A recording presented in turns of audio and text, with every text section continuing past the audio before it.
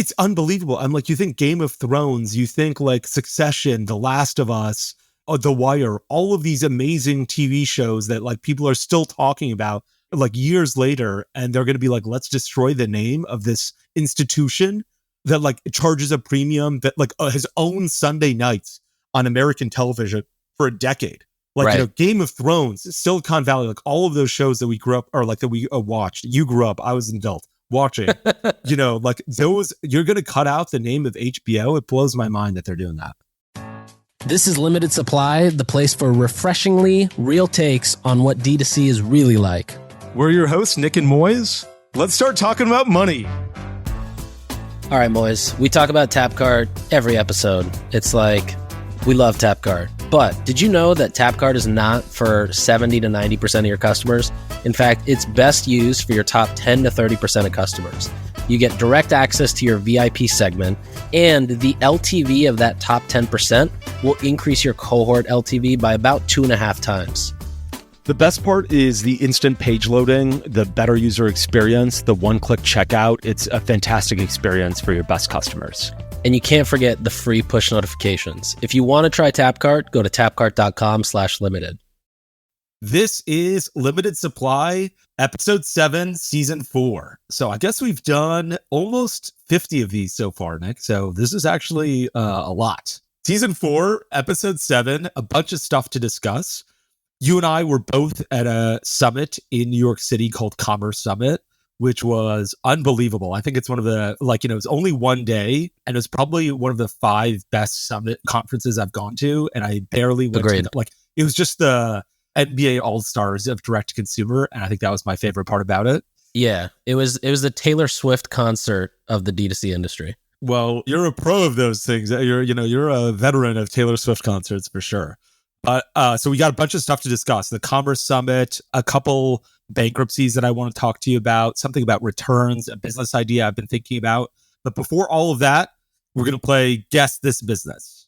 And I think this is, though, we've done this 2 or 3 times in the past. I think this may be the easy. I'm not sure if it's the easiest one, but the one where you're going to be like, okay, I should have gotten that one. I don't think it's easy to get any of these, frankly, because, like, you know, there's an infinite number of businesses. But let's play Guess That Business. Okay, this business was launched in 2017. Okay, 2017. So not very old.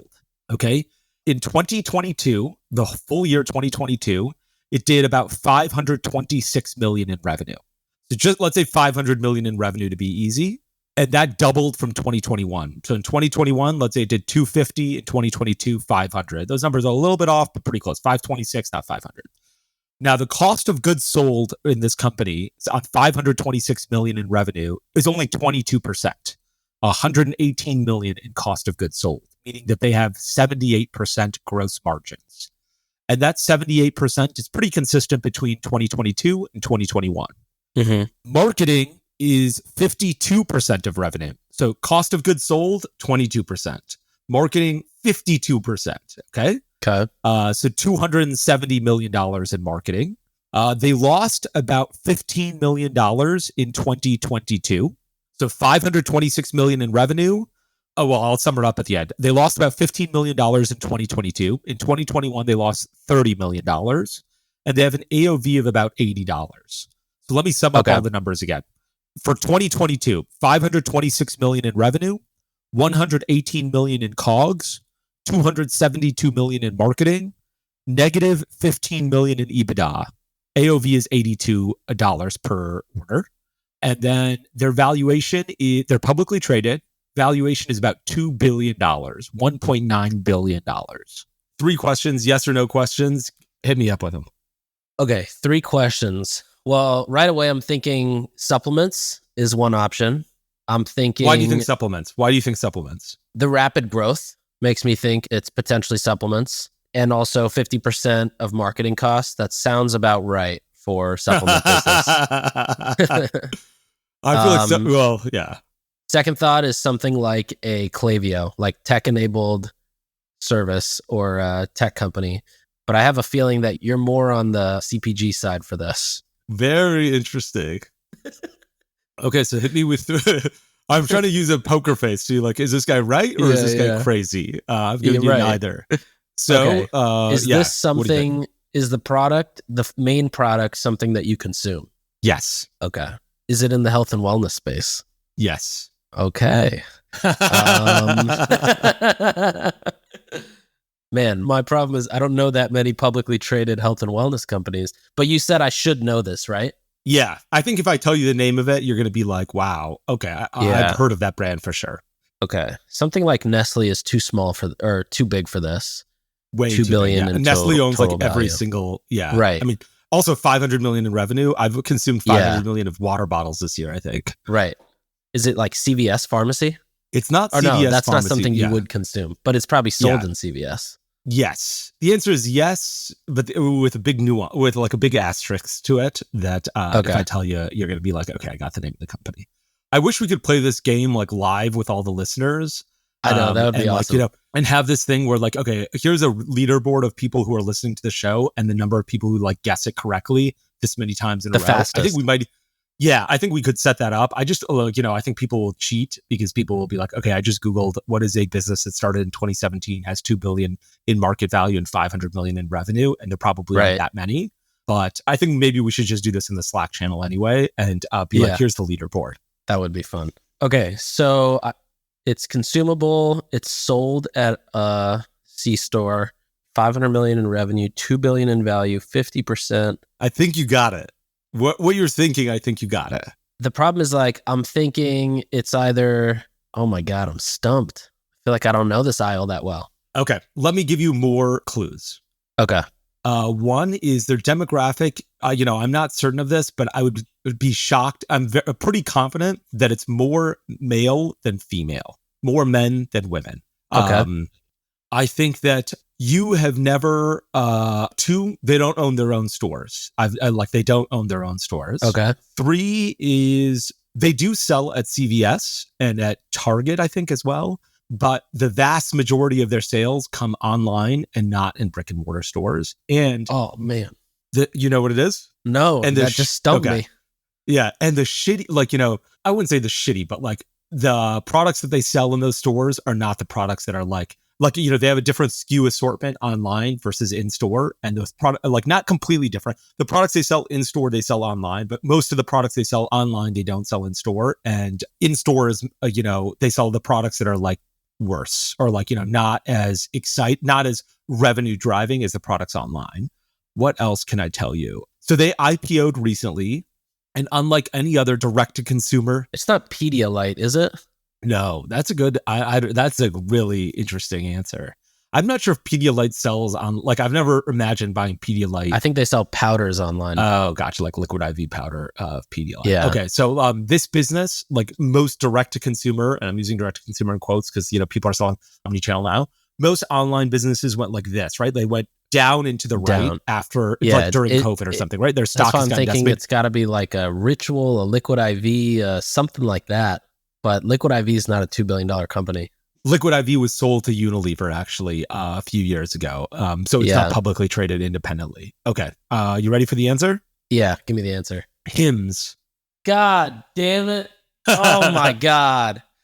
I didn't know they were sold at CVS. Yeah, they sell like a shampoo and a couple of things at CVS, but most of their sales come where else online. I see Hims a lot? Hims and Hers is TJ Maxx. Really? Like the discount aisle of TJ? Wow. It is a sea of Hims and Hers and Quip. Those two companies are sold very well at TJ Maxx. Okay, I live near the TJ Maxx right now, or I'm staying near TJ Maxx. I'm going to go there. I feel like you'll get you're get there a $40 all the time flosser for like $5. Yeah. It's interesting that you mentioned Quip. I feel like we never hear about Quip anymore. Like, I'm not sure what's going on there. So have you heard of this company called Flaus, Flaus? Yes. I think we were talking about a commerce summit, site. Right? Yeah, I think so. So I was just thinking about their business last night, and then I was like, okay, the Moiz thing here would be to look at the public or the big boy comp, which is Quip. I feel like nobody's heard about Quip in 2 years. Yeah, I think that's true. And I don't know if that's a good idea, good or bad. It could be good because they're like, hey, we're not fundraising anymore. We're profitable. We're distributing money, all that kind of stuff. Or it could be, hey, sales have gone the other way and things aren't as good. I remember there was a time in New York City where you could not walk without seeing a Quip ad on top of a cab.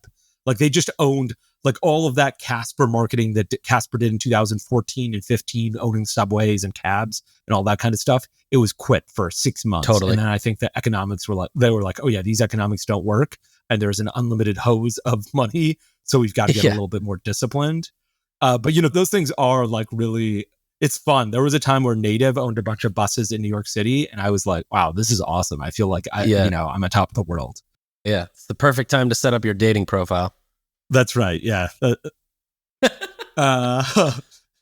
Okay, let me give you a few more numbers on Hims. I want to bring this up, not just because it was a Guess That Business, but I want to get a little bit more into the economics of it. One is, so they spent $230 million. They had a $270 million marketing budget. I'm not sure how they spent $40 million. They say they spent $230 million on customer acquisition. Okay, so $230 million on customer acquisition in 2022. So we're talking, let's say $20 million a month. That gets you to $240. So let's say $20 million a month, which is a lot. I mean, we're talking about more than $750,000 a day. So that's a lot. And then they say they went from 500,000 subscribers to about 1 million subscribers in 2022. Wow. So they gained 500,000 subscribers on 230 million in spend, which means that, like, if they had zero churn and they gained it was actually 554,000. If they had zero churn and they gained 554,000 on 230 million in spend, it would mean their CAC was $415. The reality is they probably had a ton of churn. I would estimate they had 50% churn. That's a guess. They didn't, I didn't read that anywhere, but I'm guessing they have 50% churn. So they actually added something like 750,000 subscribers, I would guess, which means their CAC is... Does it say which categories those subscribers came to, or any breakdown of the categories? No, not that I read. I didn't read the entire 10K when they released it, but it didn't. I didn't see anything where they're like 80% is for hair loss, 20% is for ED, 10% is for, I don't know what other products they sell. Like, I think they have like anti-anxiety or something to that effect. It didn't say that. And I would imagine they have a bunch of subscribers who order multiple things, Yeah. Okay. So if they had 50% churn in 2022, meaning their subscriber base went from 500,000 to 250,000, they actually added about 750,000 new users. And that would give them a CAC of about $288. Based on the average revenue per subscriber and their gross margins, it means that in 7 months, they're profitable on a customer. Wow. That's not terrible. Not terrible at all, yeah. I'd imagine people stay longer than 7 months. Yeah, I'm not sure all of the afflictions, but yeah, I think that like generally the afflictions that people go to Hims for are like permanent. Hair loss, ED, like, you don't like, it's not easy to reverse those things.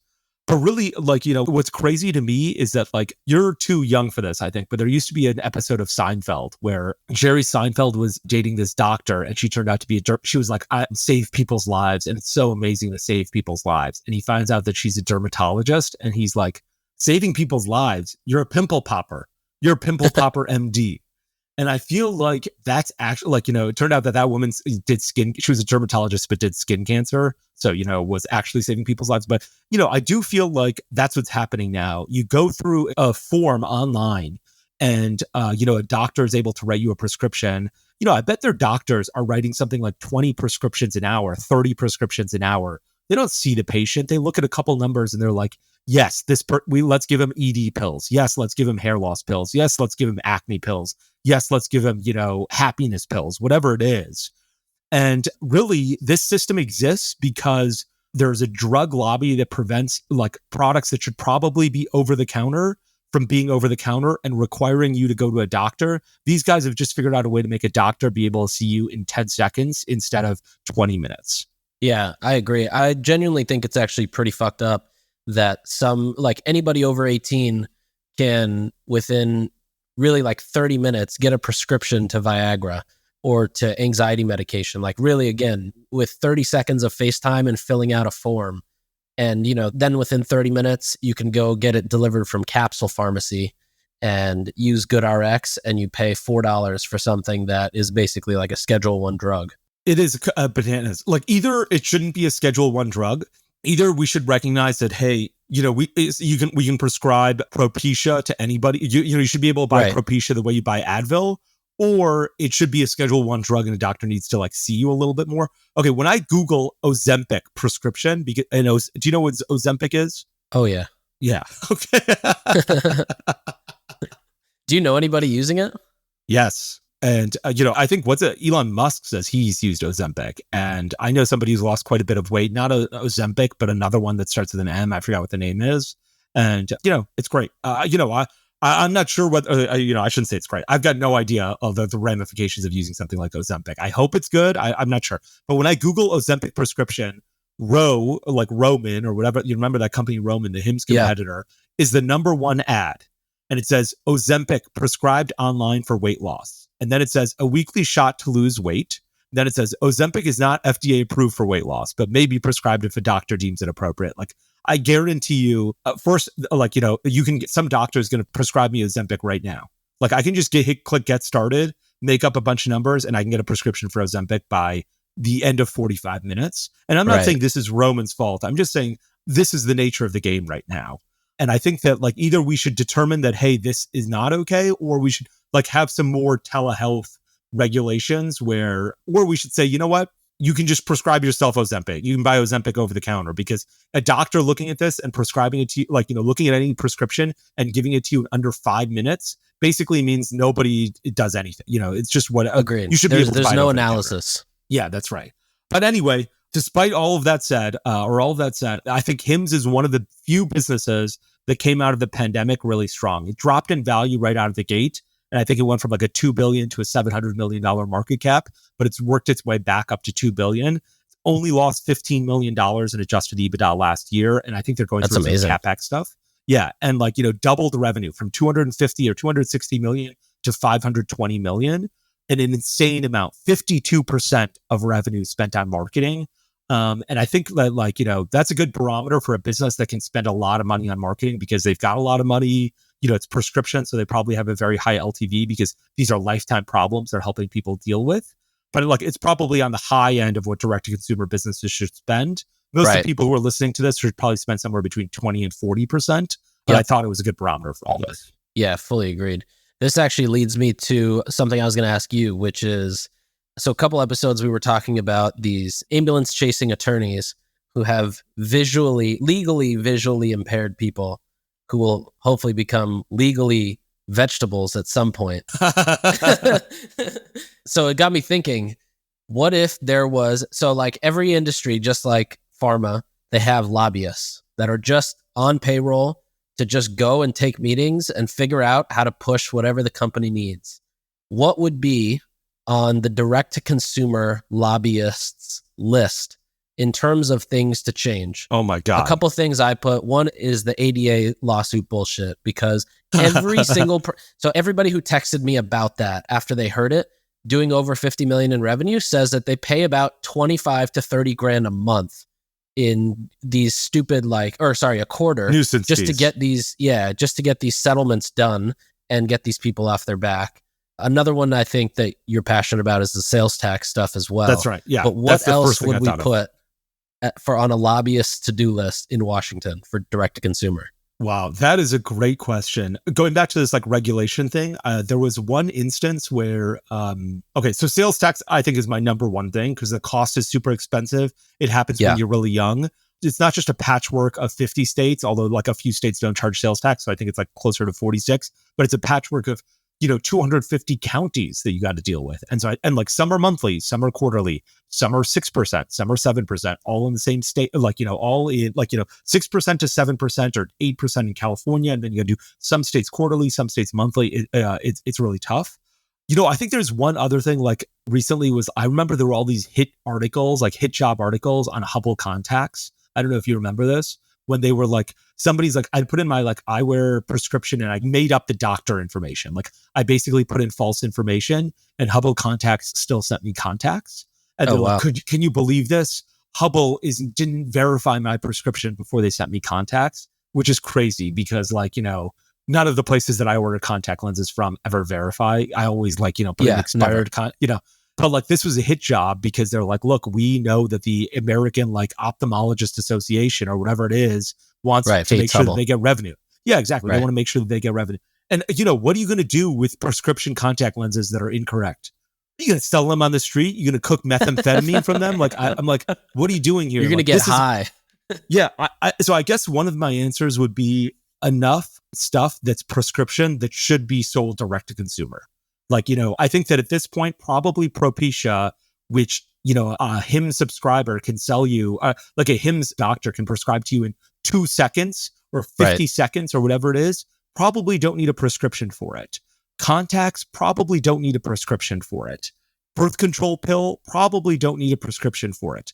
Retinol, like Curology is doing and all these guys are doing, like a retinol. Are you kidding me? You're like, okay, one day. Same thing with like the glucose monitors. Yes.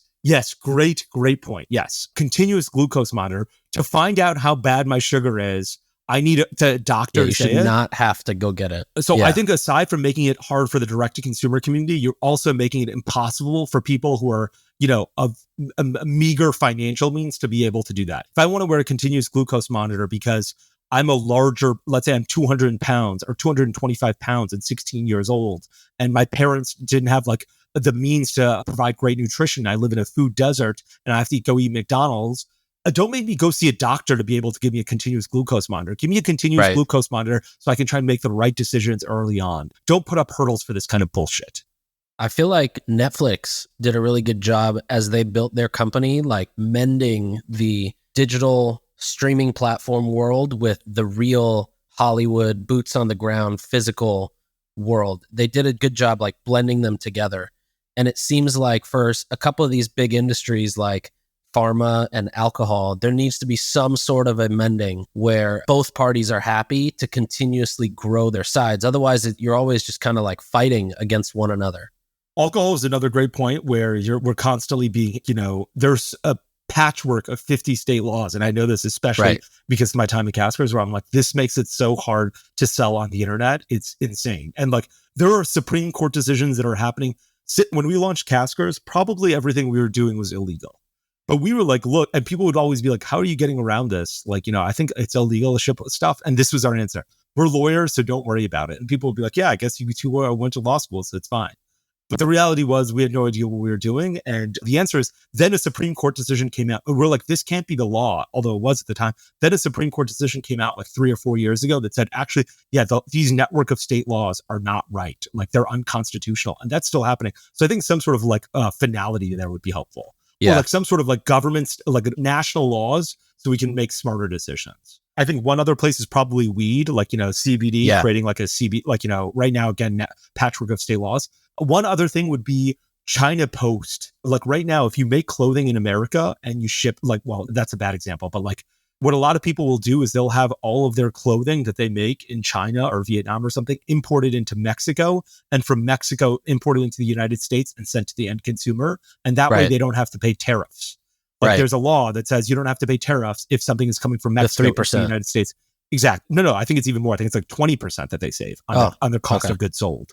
And so I think that's crazy that like, basically we're having people import stuff from China into Mexico, and from Mexico going into San Diego, like every day, hundreds of trucks drive up from Tijuana into San Diego and drop into the United States Postal Service mail system because that's cheaper than having the stuff brought into, the United States, because then you don't have to pay tariffs. There's also another and you law. lose out on all those jobs here too. Yes, that's exactly what I mean. That's why you lose out on the jobs. The customer has a worse experience if they live in New York, because this has to be dropped in the mail from Mexico and not from St. Louis or, Ohio or something that's closer to them. We lose out on all those jobs. That's crazy. Another one is like China Post. Like somehow we subsidize the mail coming from China, like directly from China into America. So like, somebody sending a product directly to a consumer from Shanghai to New York City might only end up paying $4 for that shipping, even though I have to pay $5 from Boston to New York City. Right. And so the U.S. government subsidizes that. U.S. Taxpayer subsidizes that. It's called China Post or something like that. Donald Trump said he was going to put an end to it. He didn't put an end to it. Joe Biden certainly hasn't put an end to it. So I guess that's another thing that I would lobby for. Although I don't completely I didn't even know understand about why that we do one. that. That's why all these drop shippers on like Wish are able to make sense. If you drop, or like, Shine, that Chinese company. Yeah, Shein, they drop ship everything. And they're like, theoretically, they should have to pay a fortune, right? They got to send something directly to a consumer in America. They got to pay tariffs on it, all that kind of stuff. None of that happens. Wow. Like they pay like $2 to ship the thing from Guangzhou to Miami, and you've got to pay $10 to ship it from Atlanta to Miami. Makes domestic companies not competitive in the domestic environment, which is crazy. Agreed. Yeah, it also doesn't encourage anybody to like create things here. It's so much more expensive to create it, host the jobs, and then to ship it. Yeah, that is. I love that question though. What are the things that we would do if there was a direct-to-consumer lobby? Is there anything else on your list? No, the main was like the industries, alcohol, pharma, cannabis, and then some of this other stuff like the sales tax, the ADA, and now this China Post thing. I'm going to look into that. That's pretty interesting. Yeah, it is really interesting. Like every time there's a 3PL in Mexico, in Tijuana, I think it's called XB. And they they only work with bigger companies, but like all of the clothing manufacturers are like, let me send my stuff to China. I save 20% on cost of goods sold. Wow. If it's made in like China or Vietnam, I think if it's made in like Colombia or Sri Lanka, you might not have that tariff. Interesting. I'm not entirely sure. But yeah, it is interesting. Moiz, you sit on the board of a company called Brewmate. I've heard you say that at least 68 times over this podcast. One of my favorite things that Brewmate does is instead of just sending text messages and emails, which tend to get lost in my inbox, both for text and email, is they send push notifications. The other thing that I think is fantastic is as soon as I open the app, I can get a product in Apple Pay. It could take me 30 seconds to go from push notification of a sale to the PDP to a purchase, and then I've got the email confirmation in my inbox. Yeah, it's awesome. If you want to check it out, download the Brewmate app and go to tapcart.com/limited and you can get 2 months of Tapcart for free. Okay. Can I move on or is there something else about that? Let's move on. That was a fantastic question. I love that question, in part because I think that we should create a direct-to-consumer lobby at some point. Agreed. Okay, I want to talk about two sales of businesses, or one was Birchbox. This company called Femtech purchased them for $45 million a few years ago. They were sold again recently. You still can't buy anything on the website. No word on the price, but I thought that was really interesting. I still think Birchbox was a really good brand name. It's sort of like dying down now because of all these problems over the past 12 months. But it was transacted again because Femtech couldn't make it work. Let me go to one other business and then I'll come back to Birchbox. One other business called Plastic, Plastiq. Oh, have you heard of that? Yeah. Oh, yeah. They went bankrupt. Have you ever used them? Well, some of our clients have used it, but they've been a newsletter sponsor before. And as soon as you got all their money. That's how expensive is that newsletter, baby? That's why they're bankrupt. We might have gotten literally the last dollars out. And we had to fight them to get it. But I was actually curious. Did you look into why they went bankrupt? Because to me, my only thought is I think there was some money they owed. They owed like a few $1 million in credit cards. I'm not sure if they were borrowing money as well, but in my head, the way their business works is if I want to pay you a wire and use my Amex, I just do that. I pay a 3% tax and they take some profit out of that, probably 0.5% or 1%, and you get the money. I don't understand where that could have gone wrong. It seems like a great idea for a cash flow positive business. Yeah, you described the business exactly right. Let's say you want to charge your rent or your mortgage on a credit card. Most people don't let you do that. They will let you do that. Like they will create a wire to somebody else and they'll let you charge on your credit card rent that you owe to like your landlord. They raised $140 million from Kleiner Perkins. They were trying to do a SPAC like, the Hims of the world, I think, did in 2022. And they were going to raise like $480 million, or like, it was going to be a $480 million valuation. That fell through. The revenue that I read was $47 million in revenue last year, losing $54 million. Jesus. So they were losing quite a bit of money, $4 million a month, north of $4 million a month, which is a lot of money. There are other businesses that are doing this now. One is called Built, B-I-L-T. Oh, I don't know if I was just about to bring this up to Built you. Is Built a, what's it called? A newsletter sponsor? No. But Built is such a fascinating business. And it's also even more interesting because I've asked him, hey, could I pay Facebook ads the same way that I pay my rent here? Like, what if I just put the routing and account number for Facebook in that I'm supposed to be paying to my apartment? And he said no, but basically the way that they subsidize you being able to use a credit card to do this pretty much the same thing is on the renter side, like all the buildings, they become the payment processor for the buildings. So even revenue that's not coming through Built, they're taking money there, and that's how they're able to keep afloat. But they're processing, as of a month ago, $500 million a month in rent. Wow. Okay, so you're close with the team there. Not super close. I've met him a couple times and heard him speak at the Left Lane Summit. Wow. Okay. Yeah, they do the same thing. They're like, I think they're a unicorn valuation already. Sure. And One of the crazy things that I see them do is affiliate marketing. And so like they do affiliate marketing so well. Like I read a bunch of travel blogs. You know, whenever I go on an airplane, I'm like, what seat should I get? When I'm staying at a hotel, I'm like, what food do I need to, like, you know, what should I know about the hotel before I go in? Like, is there a haunted room or something? So I read a bunch of travel blogs. You know, the largest one is probably like the Points Guy. And Built advertises so much on these travel blogs. It's unbelievable. Every week you see an article being like, charge your rent on Built. I think Brian, the guy who is the Points Guy, is a huge investor or a big partner in Built. That wouldn't surprise me. It's a great framework because what you're doing is you're advertising where your benefits are most useful, not pushing to somebody they can pay their rent with a credit card and build credit, but just like for travel specifically, oh, you want to travel? Cool, just do it with us. Just pay your rent. Yeah, they're like, it's not just the Points Guy, which is the Points Guy, by the way, has something like 75 million in EBITDA a year. It's owned by a private equity firm. It is a I think Red Ventures. Cow. Yeah, it is a cash cow that nobody talks about. The Points Guy is a WordPress. I'm pretty sure it's on WordPress. It's a WordPress blog that could be a publicly traded company in and of itself with nearly $1 billion valuation. But Built advertises here. There's a couple other blogs that I read called like View from the Wing, 1 Mile at a Time. And they're and you know when they're like boosting up affiliate commissions because all of a sudden all of the blogs talk about it. Like they don't mention Built for a while, and then they're like they must like get a special for like a weekend or something if they get more sales. Like I've seen businesses do this where they go to their affiliate when they're launching a sale. They don't go to their customers and say there's a sale. They go to their affiliate partners and they say whoever gets us the most signups this weekend gets a free Toyota Camry or a $10,000 Amazon gift card or something like that. And so all of the affiliates will post that weekend. And I see all of the travel blogs post about Built on the exact same day. They must all get this email and be like, we need to get this Toyota Camry right now. Let me post about Built. Yeah. I can't remember if we've talked about that before, but I haven't been able to implement that yet. But it is such a great idea. Like, oh, we don't need to run 20% off our product this Memorial weekend. Day Instead, sales. We're going to give 20% to any affiliate who gets over, 5 figures in sales. And whoever hits 6 figures, we're buying you X. Yeah, I heard one company whose name I can't mention do this and do it at an insane scale successfully. And it's crazy because it keeps the value of your product material, right? Like you're not discounting when it comes to consumer facing value. You're increasing commissions when it comes to affiliates. And, everyone wants to be able to like time revenue. So if you're like having a bad month, you might run a sale and like, your revenue goes up. This is like that, but you just go to your affiliates and are able to keep your brand integrity together. Right.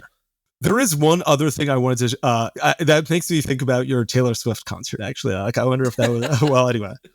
Okay. There was one other thing I wanted I've never done Molly. Yeah. I know my mom's going to listen to this and be like, what the fuck is he doing? There was when Ulysses S. Grant was fighting in the Civil War, all the other generals in the Union Army were like, would go to Abraham Lincoln and they'd be like, this drunk, Ulysses S. Grant is a drunk. He's constantly drinking on the battlefield. You can't let him be the head of an army. And Abraham Lincoln hears this, and Grant is the only one winning battles in the West. Okay. He takes Vicksburg, all that kind of stuff. But so Abraham Lincoln hears this and he's like, tell me what whiskey he drinks. I need to order a case for every general in the army.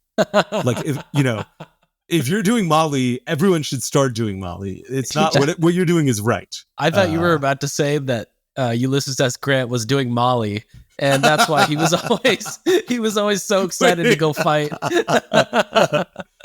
No, that's funny. There was one thing. Okay, so anyway, that's Plastic went bankrupt. Pretty crazy. Built is taking over this space. $1 billion valuation. Really interesting model of. I think Built is going to move to business.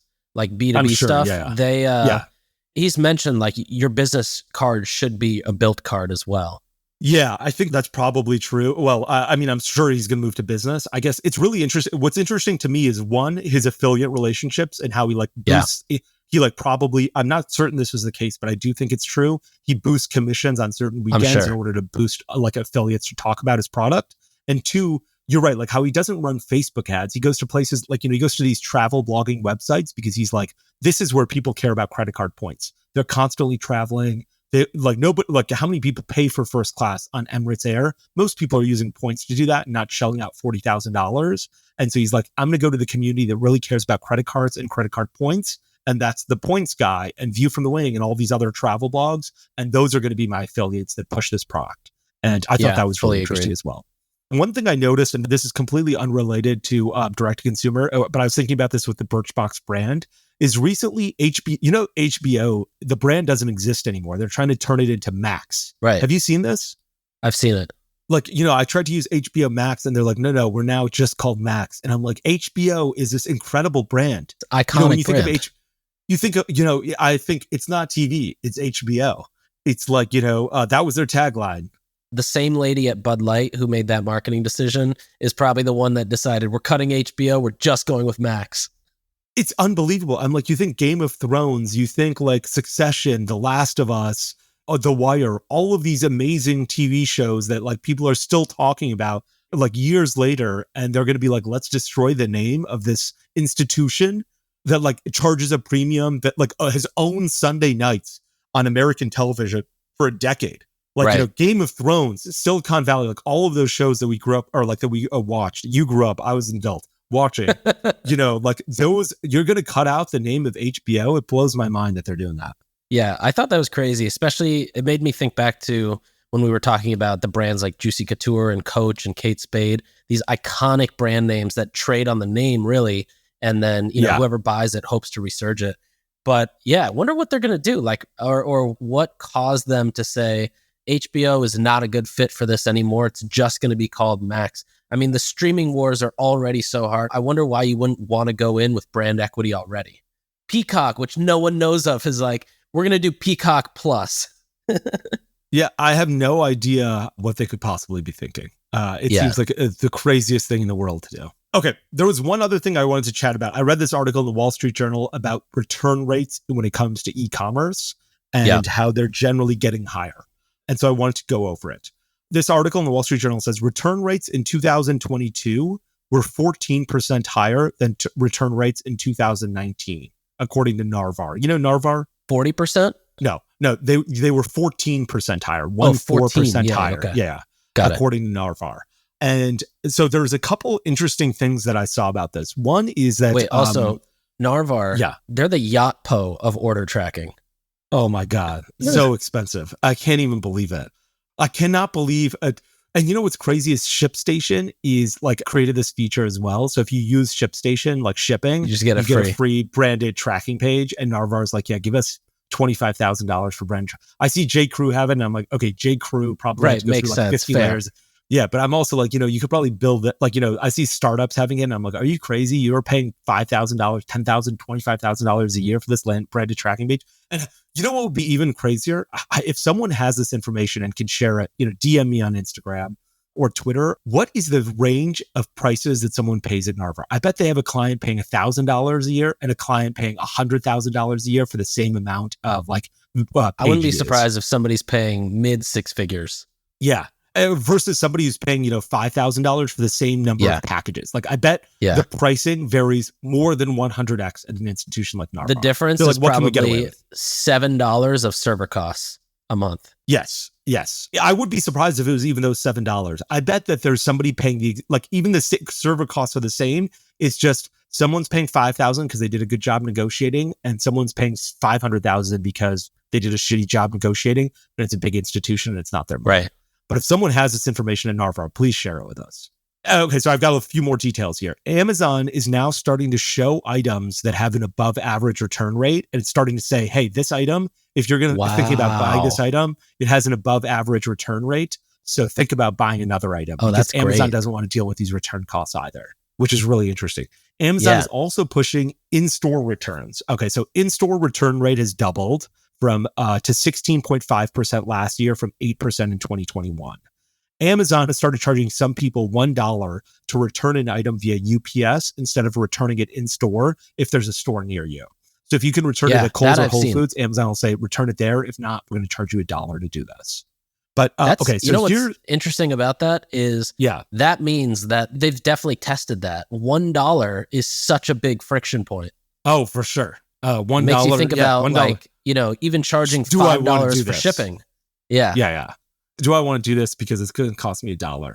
So here are some options for returns that I was thinking about. One is, if you're the Casper mattresses of the world or a furniture company and someone wants to return a product, it might just make sense for you to say, look, you keep this product, because for like the amount of time or amount of effort it takes us to come pick up your product and basically throw it in the garbage. Like I remember there was a guy I chatted with who worked at Interior Define, and he's like, look, when you order a product, we have it made in China and shipped to you. If you get that product and you don't want it anymore, it's a custom made product. Like, you decided the colors, and they'll, like, let's say it was a sofa. You decided the color you wanted, what the legs looked like, how wide it was. There's no way we're going to be able to resell that exact same product.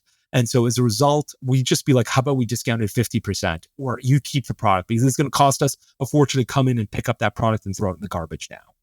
So that's certainly an option for returns. Problem is, if the word gets out about returns, you're going to have more returns than you want, because people are going to hear about that. Another is discounting. This is such a good one. Discount if you agree not to return an item when you purchase it. So there's a company called Dress the Population. Almost like flights. Yeah. So have you heard of Dress the Population? No. Let me add this thing into this chat. Hold on. So, because I want you to see this screenshot. Okay, I'm adding it into the chat right here. That we've got. And if you're listening and you're not Nick Sharma, you're not going to be able to see this link. So go to Dress the Population's website, which is a clothing apparel company. It's that company says it costs them $25 to process a return, between the shipping costs, making sure that the garment is clean, packaging it in a way that they can sell it again. It costs $25. So they've started to offer discounts if people agree not to return when they purchase. So like, let's say you're buying a shirt from them, they will give you a discount right now if you agree that you cannot return it and it's a final sale item. So they started offering discounts, and 14% of customers have taken that discount, and to reduce the return rate by 7%. And so in this screenshot, I'm not sure if you had a chance to open it up, Nick. Yeah, I see it. Yeah, they basically say, like, I forgot what it's called. It's called commit to not return and save, on this item, which was a Tiffany one-shoulder dress for $150. They're like, save $22 if you agree not to return it. Wow. That's pretty solid. That's a good discount. I wonder why they would do like straight gross off the first item versus instead of save 15% in a coupon, get 30% as store credit for the next order. Good question. Yeah. You should bring them with that. And then be like, you need a consultant from Sharma Brands to help you. I have two ideas as well for returns.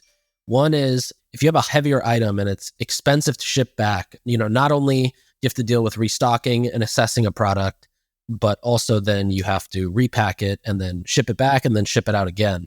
And so one thought was, okay, Moiz, you didn't like this desk that you bought, or this, side table. Why don't you donate it to a friend and just give it to them for free? We'll refund you your money. In exchange, your friend has to opt in and, basically create a customer profile. That way, if they like the product and they keep it, we can always send them information in the future. Okay, yeah, that's good. So basically, we need their email address and their contact information if you donate. That's basically it. Yep. Yeah. Okay, yeah, gotcha. We've tested that. Most people are very down for that. And in fact, they get excited because nobody buys an item and returns it. Most people don't return an item because they absolutely hate it. They just return it because sometimes, especially if it's a heavier or expensive item, sometimes they just need the money again, or they picked the wrong color or something like that. Yeah. So people get excited to do that. The second idea is, and this only works if an item is unopened. So it arrived, and between the time of purchase and the time of the product arriving, you decided you actually didn't want it anymore, which I feel like is a good amount of returns overall. And this idea would basically be like, okay, the next time, let's say I ordered something, I said I didn't want it. You just placed an order on the site. Now I will get a notification, hey, instead of shipping it back to the fulfillment center, I'm going to actually get a label, I'm going to slap it on and ship it to you. And maybe in exchange, like, because it's coming to you from somebody else and it hasn't been properly inspected, but that's because we're saving costs, we come back to you and say, by the way, here's a 20% of the order value as a gift card you can come use in the future. This is something I feel like Poshmark figured out with technology really well. Like, they made peer-to-peer shipping and transactions and communication really seamless. But I don't believe this has been done in e-commerce. That's brilliant, but scary, because you're then like, okay, the quality control is sort of like, okay, right. Nick said he wanted it. Now he's like ready to return it even before he got it. And we give him a return label. So yeah, the return label is actually a shipping label to Moiz. we need to make sure that Nick ships the right item, that he doesn't like mutilate it, all that kind of stuff. But like, I think it can work. I don't know how to like make sure that like, the Nicks of the world don't mutilate the item before they ship it to the Moizes of the world. Maybe it keeps a hold on my credit card until your thing arrives and you inspect it. Yeah. That's a great idea. Who should do that is Amazon, because they're the guys who can like, they're the ones with the volume and the technology and all that kind of stuff to do. Yeah. And the trust to do it. I feel like it's, you know what? That's not true. A lot of people like, I feel like it's hard with direct to consumer brands because oftentimes people will try the product before they're like, okay, actually I don't want it. But with Amazon, you're like, oh, I ordered this thing. I'm not even going to, maybe that's not true. I'm not sure what the answer is, but I like that idea. I really like that idea. Okay, I've got one more, which is the one that e-commerce companies, there's a subreddit called Shitty Pro-Life Tips, which is like, pro-life tips is like, here's how to be a good person. Shitty pro-life tips is like, here's how to win the world. And you know you're going to be a sleazebag. This is a shitty pro-life tip. So I don't necessarily advocate this. Not all the time. I don't know what to say. But I'll say this. Create friction for returns. Like friction for returns will make it so it's harder to reduce. Like, native, if we had less than 1% returns, and there were a couple of reasons for that. One, it was a $12 price point product. Like if you didn't like it, you're like, fuck it, it's $12. I'm not going to do all this work. But also you had to email us to get a return label. And then we had to send you that return label. Then you had to print that return label. Then you had to put it on the box. And you had to go to UPS. All of that made it harder. You know what would have doubled, if not quadrupled or quintupled our return rate? Just including the return label in the box. If we had just said, okay, great, you don't like it? Yeah, if you don't like it, here's the return label already. It's attached to your packing slip. Just put the label back on and ship it to us, and then we will give you a return. Just doing that would have quadrupled or quintupled our return rate. Yeah. Making it so you have to email us. And that's why when people offer like Returnly and all that kind of stuff, I'm like, this software, you think this software is like making it better? It's making it worse for you.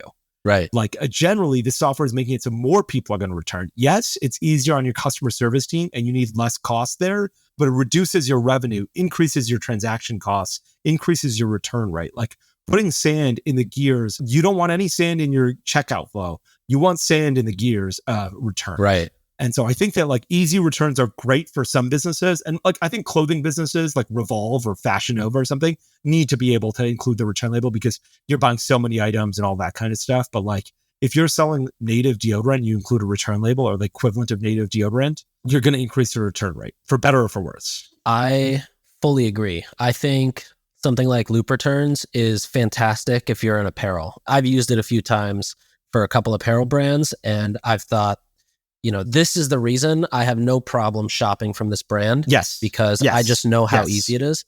But for something like native, I should have to like write a handwritten note, get it notarized, mail it to you, and then wait for your response from another notarized letter. Yeah. And the notary has to live 400 miles away from your primary residence. And you have to walk. Like, it has to be a difference. Yeah, that's right. To be clear, Nick and I, neither of us are advocating for this, but this is just the simple hard facts of like this life. And yes, I think apparel brands should do it because you're going to shop at them and you're going to try and buy so many brands, all that kind of stuff. Same thing with Amazon. The reality is if you want to return a stick of native deodorant, it almost, with 99% certainty, I was certain you're never going to buy again. You almost never want to return it. If you want to exchange it, on the flip side of that, if you want to exchange a scent of native, if you were like, I bought lavender and rose and I don't like it, I want eucalyptus and mint. We're like, you keep that lavender and rose, give it to your husband, give it to somebody else. We're sending you eucalyptus and mint right now. No friction when it came to an exchange because we want you to love the product and we thought you could still be a customer with us long term. But on the flip side of that, if you want to return it, I was almost certain you'd never purchase from us again. And I was like, okay, great. This is now we're in animosity. Like, now there's, we're on opposite sides of the table. If you want to exchange it, I thought we were still on the same side of the table. Right. And apparel I'm laughing because I can think of you in that San Francisco office when somebody says, hey, Moiz, this person wants to return their stick of deodorant. What should we do? Yeah. You're like, here's a shirt that says, go fuck yourself. Ship this. I was like, is there any way to save them as a customer? If so, let's do anything it takes. Let's give them a new scent. Let's send them a travel size. They lost their package. Let's send them another one. If they were like, no, fuck you, we hate you. I was like, all right. Take out your sword. Gloves on. Yeah. That's right. Did you have a lot of issues around packages just getting lost in transit? With USPS first class, when we shipped USPS first class, we never had that issue because it was like, USPS handled it and they're good at first class mail. Once you switch to these, like, what UPS MI is, like Mail Innovations, and FedEx has this thing. Basically what happens is that, let's say I'm shipping from, where was Amy's place? Somewhere in Connecticut, right? Connecticut, Amy, Fairfield, Connecticut? Let's say something like that. North Haven. I think it was North Haven. Something like that. Anyway, so let's say I'm shipping New Haven. Okay. Anyway, wherever it was, let's say I'm shipping from New Haven to your address in St. Louis or your parents' address in California. UPS is going to take the package from Connecticut all the way to California to San Francisco, but before, or like, wherever your parents live in that neighborhood, then they're going to take the package and hand it off to USPS, and USPS is going to your parents' house anyway, and USPS is going to do the last mile of delivery. And all of these packages go from UPS, and UPS hands them off to USPS for the final mile. This process, this handoff process, I've never seen something with more mistakes in my entire life. Every 100 packages, 5 get lost. And you're like, what's going on here? There's so many packages we're shipping. How do you constantly losing 5 packages? Like, is there 5 packages from us, 5 packages from every other e-commerce brand? There must be 4 million 100%. packages on the floor there, Does anyone picking up the millions of packages on the floor? Or are you just walking over boxes like, dinosaurs? Like, what's going on over here? And so once we switched to like UPS MI and we tried it with FedEx and DHL because they all have those programs, it was a disaster. Then you recommend just first class mail if you can. It was certainly when you're early on, probably because it's like you don't have the volume to get discounts with UPS MI. Like first class mail, you could be like, I was shipping like 500,000 packages a month in Native. I was like, give me a discount. And they're like, this is USPS. Unless you are, Hunter Biden, we're not going to give you a discount. And they wouldn't give me a discount under any, like at first they're like, you need to do 10,000 packages a day. I was like, I'm at 10,000 packages a day. They're like, no, never mind. Forget it. You need to do 10 million packages a day. And I was like, all right, you're never going to do this. UPS will give you that discount after a certain volume. Right. So early on, it's not worth it because UPS won't give you the discount and USPS has better service. So you're going to pay the same prices and the service will be better with USPS. At a certain point, your volume gets so high, the dollar value of that discount is so much that you're willing to tolerate 5 lost packages, which there's no insurance, there's no claims. Right. You contact UPS MI and you're like, where's this package? They're like, don't ever call us again. Yeah, they're like, who are you they're talking like, we're to? gonna lose Somebody 5 more behind packages. They're like, we lost 5 more packages. They're like, if you want to contact us, get a notarized letter from this place 400 miles away from your house and go walk there. They've created the friction. Actually, they really they're have. Smart. They created the friction. Yeah. And like, you know that going in. And so, and the one thing that I would do is during the holiday season, during like Q4, I would switch back from UPS MI back to USPS at Native because so many packages, like USPS at some point, like during the holiday season, they're like, we're shipping so many packages. If UPS hands us a package, the thing we do is throw it in the garbage. Take it, get rid of this thing. And so I was like, let's stick with USPS during the holiday season so we can get better service. Where's a good spot to like get the, like what's the modern retail for this industry, the shipping and like logistics, trucking? We should find what that is. There's this show called Billions on Showtime, and Paul Giamatti's the main character. He's like the U.S. attorney for SDNY, and he's really into like BDSM, and he's got like, he has to walk around with like a ball, like, in his mouth, and like, he's getting whipped, and he's in leather, and he like, women are whipping him. That's what it feels like when you're talking to 3PLs. You're the guy on the floor with a ball in your mouth. People are whipping you, except it's not desirable at all. It's painful. And so I don't know where there is a modern retail for this. I wish there was. Yeah, interesting. But I do think that it's worthy of a Nick Sharma, Sunday evening newsletter breakdown. At some point. Yeah. I was actually thinking of doing that for next week. Yeah, awesome. There's one more thing I wanted to chat about with returns, and then I know we gotta like wrap things up, which is so there's this a SaaS company called Bloom Reach. They said that at one retailer they worked with, 8% of shoppers, and they said apparel is the worst category for returns, which makes sense. They said 8% of shoppers made 70% of returns. That is crazy. And so I always thought if you have 2 returns, you should create a Klaviyo list. Anyone who's returned a product 2 or 3 times, stop sending them discounts, possibly stop sending them emails. You may want to ban this customer altogether.